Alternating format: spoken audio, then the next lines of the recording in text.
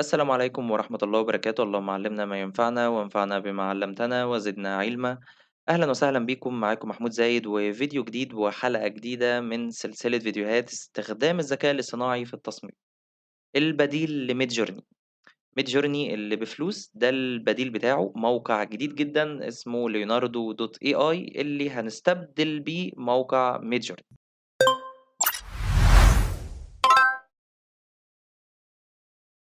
إيه بقى حكاية الموقع ده، وهل هو فعلًا هيستبدل Midjourney والّا لأ؟ هو طبعًا Midjourney جامد جدًا، بس الموقع اللي بيقدّم لي نفس الجودة بتاعة الصور هو يعتبر الموقع ده، موقع leonardo.ai. التسجيل عليه سهل جدًا، هنشوف دلوقتي، وكمان الصور اللي هو بيطلّعها شكلها بصراحة تحفة.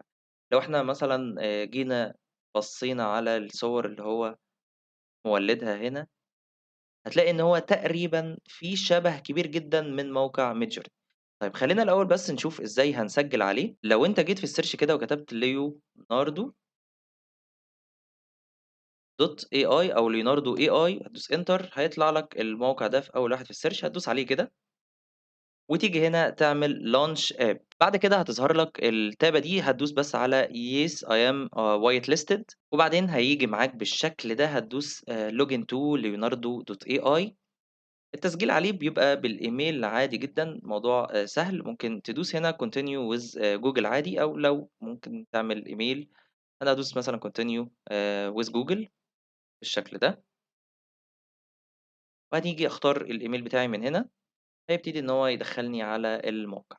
ده الواجهة بتاعة الموقع من هنا. أول حاجة بتيجي هنا أنت بتكتب اسم خاص بيك أنت، يعني حاول تكون الاسم يكون مميز شوية، فأنا ممكن يعني ما فيش أميز من كده MKZ99 مثلًا، شوف كده. يعمل validating، شوف الاسم ده حد مستخدمه، طب زوّد 9 كمان، أنا عايز أي اسم مش شرط يعني، ده تمام. هيقول لك إن أنت مهتم بإيه، أنا ممكن أعلّم على كل دول، مش شرط. أنت مثلًا الfashion أنا مش مهتم بيها أوي، فيلم، TV ممكن، interior design، marketing، product design، stock image، video games، وممكن تدوس على other. تمام، وتدوس next. بعد كده هييجي لك الواجهة دي، فهتقول له مثلًا ممكن تختار الpersonal use وتدوس start using leonardo AI. ممكن أعمل next ماشي، أو هاجي من هنا هالغي دي خلاص وهادخل على الموقع بتاعي. بُص بقى، في الأول خالص الfeature model دي الmodels اللي ممكن تولِّد صور زيّها، يعني إحنا هندخل جوّه نكتب كود، تمام، ممكن تطلّعها بالstyle ده أو الstyle ده أو الstyle ده أو الstyle ده، اللي كنا بنكتبها كprompt مثلًا موجودة في midjourney. إحنا يمكن ما اتكلمناش عن midjourney كتير، بس إحنا هنرجع له، إحنا هنحاول بس نجيب المواقع بتاعتنا كلّها اللي بتتكلم عن الذكاء الاصطناعي، وبعد كده هنبتدي إن إحنا نقارن ما بينهم كلّهم. بس أنا مثلًا الstyle ده absolute reality وleonardo diffusion، والباقي مثلًا حاجات شكلها بصراحة تحفة جدًا.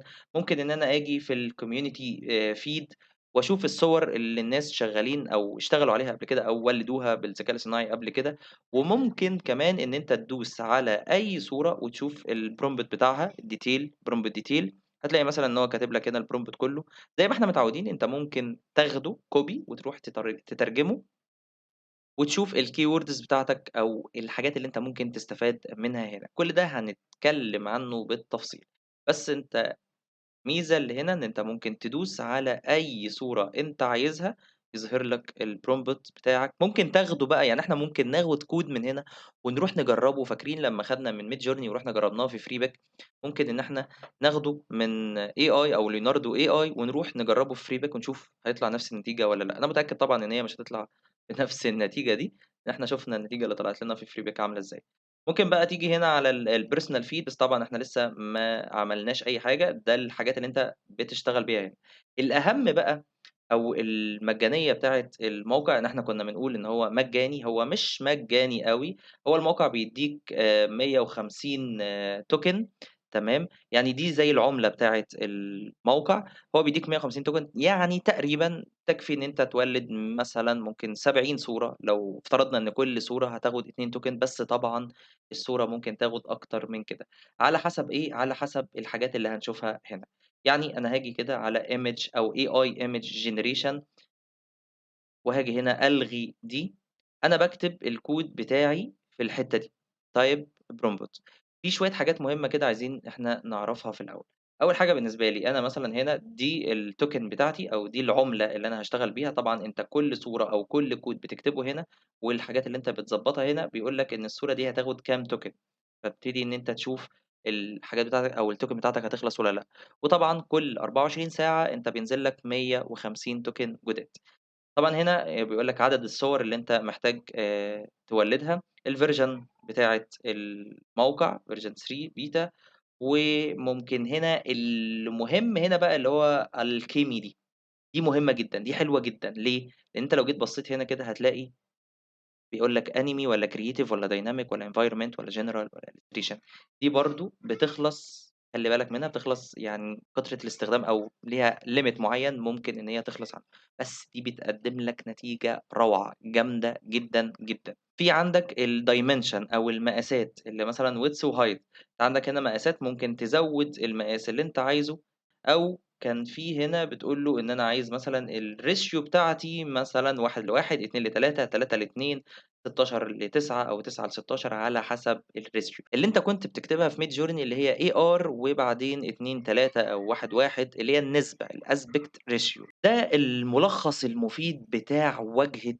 البرنامج، ما فيش أسهل ولا أحلى من كده. كل اللي أنت هتعمله بس إن أنت هتيجي هنا تكتب الprompt بتاعك وتسيبه يبتدي إن هو يعمل لك generation للصورة. في كمان ميزة حلوة جدًا، يعني كان في midjourney إحنا كنا بنكتب الكود بتاعنا وبعد كده بنقول له مثلًا إن إحنا مش عايزين حاجات معيّنة، يعني مثلًا no background no مش عارف fire no كذا.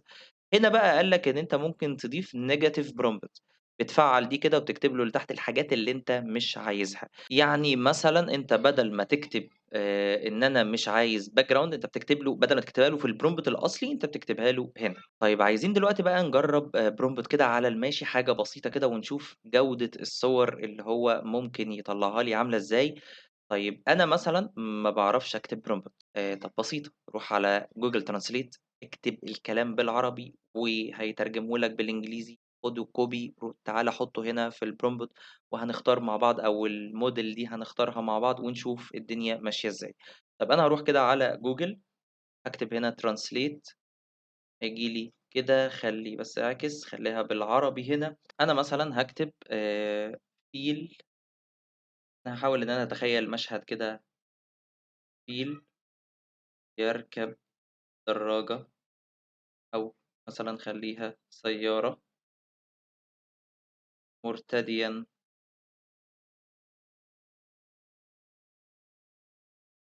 قبعة كبيرة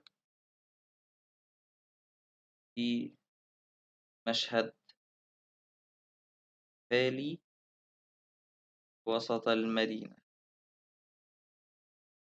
طيب ده الprompt بتاعي، يا رب يعني يطلّعه لي كويس. أنا هاجي كده هاخده copy وهاروح هنا أبتدي إن أنا type a prompt، هادوس control V، أنا خدته control C وجيت هنا control V.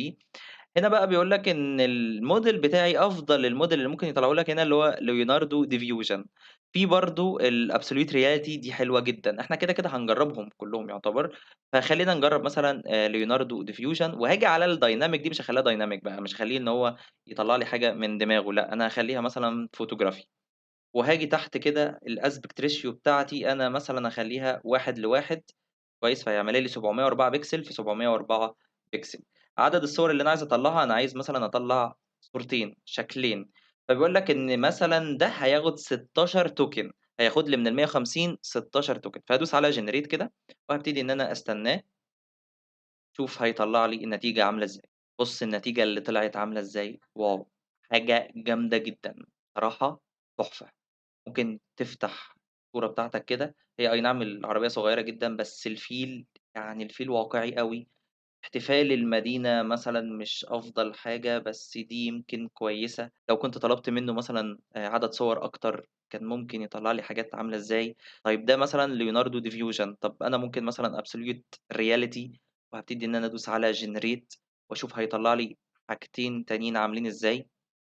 بُص بقى ده، يعني ده جايب لك تقريبًا فيل حقيقي، يعني الصورة اللي قبل كده كان في نوع من الخيال شوية، إنما ده فيل تعتبر شكله حقيقي أوي، شكله حلو جدًا، وده تقريبًا شبه الصور اللي كانت طالعة هنا، يعني أنا دي حلوة، دي حلوة أوي، ودي برضه. بصراحة ال4 صور جامدين جدًا، يعني بصراحة حلوين أوي، الموقع مطلّع جودة يعني لحد دلوقتي هو ممكن نقول إن هو منافس لMidjourney. طب لو جينا مثلًا على photography دي أخلّيها أنا عايز أجرّب creative من أول ما شُفتها بصراحة، وخلّينا absolute reality وهادوس على generate برضه. بُص بقى هنا، أنا لمّا استخدمت absolute reality وcreative طلّع لي حاجة برضه والله ال6 صور اللي إحنا مطلّعينهم بس هُم الأشخاص مش حقيقيين أوي، بس هو التركيز كلّه على الفيل يعني.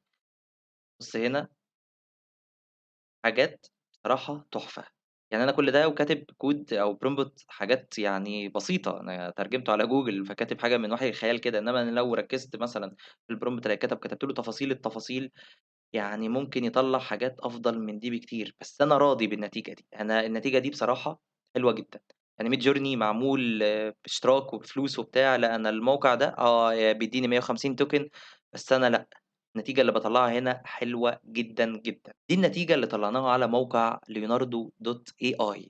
يا عالِم النتايج اللي بعد كده هتبقى عاملة إزاي، أو التحديثات اللي هيحطّوها على الموقع دي هتبقى عاملة إزاي، وهل هيوصل إن هو يكون بنفس الكفاءة وبنفس الجودة اللي بيقدّمها لي موقع midjourney. كده إحنا هنستخدم الموقع ده كتير، وهنعمل عليه prompt كتير، وهنشوف صور تطلع على الموقع ده، وهنستخدم الmodel دي كلّها، وهنشوف الفروقات ما بينهم. فإحنا ممكن نكتفي بهذا القدر علشان بس ما نطوّلش وقت الفيديو أكتر من كده، واستنونا في فيديوهات جاية. بس لو وصلت للآخر هنا ما تنساش بقى تعمل لايك وشير للفيديو وسبسكرايب للقناة، وتفعّل زرار الجرس علشان يوصلك كل جديد بينزل معانا من سلسلة الفيديوهات دي.